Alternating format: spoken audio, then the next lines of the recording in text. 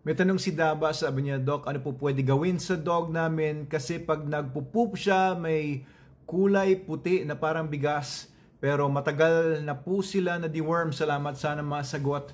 Okay, itong mga parang bigas na yan yung mga parang nagko-contract, lumilitas, sumahaba, nagko-contract, kumahaba.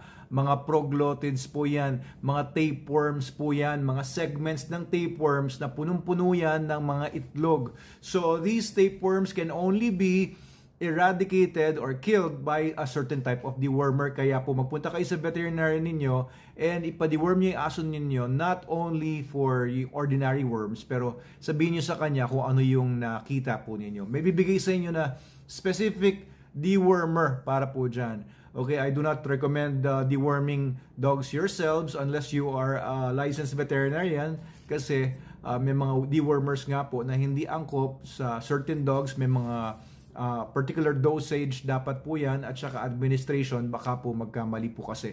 So, hindi po tayo nag-recommend ng self-medication. Okay, mabilis lang po yan.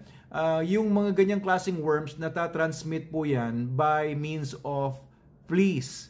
So, baka yung aso ninyo may mga pulgas, yun yung mga tumatalsik-talsik, tumatalon yung mga pulgas na yan from one dog to another, and naililipat-lipat yung mga baby na mga tapeworms, tapos pupunta sa circulation ng dugo, pupunta ngayon doon sa intestines and magiging tapeworm.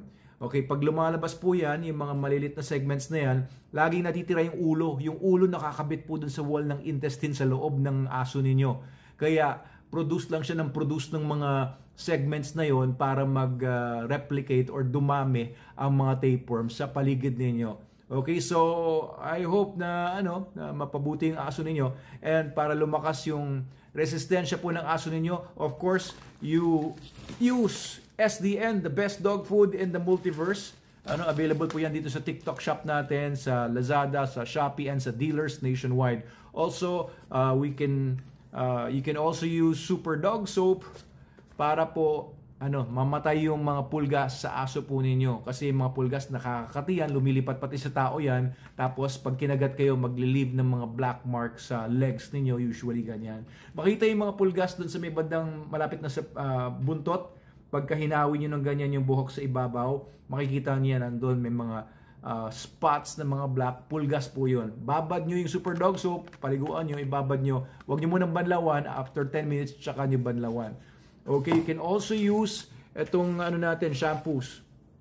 Super Dog shampoo. Ayan, ito baby powder scent. And then use yung Super Dog Potec or powder para po siguradong hindi na bumalik yung mga pulgas na yan. Kasi nakakapag-transmit po yan ng mga parasites, including tapeworms. Okay, mabuhay po kayo, Miss Daba. Doc Abel Manalo po ito sa Manalo K9. Thank you po sa tanong ninyo. If you have any other questions, guys, lagay nyo lang po sa comment section sa baba. Thank you po.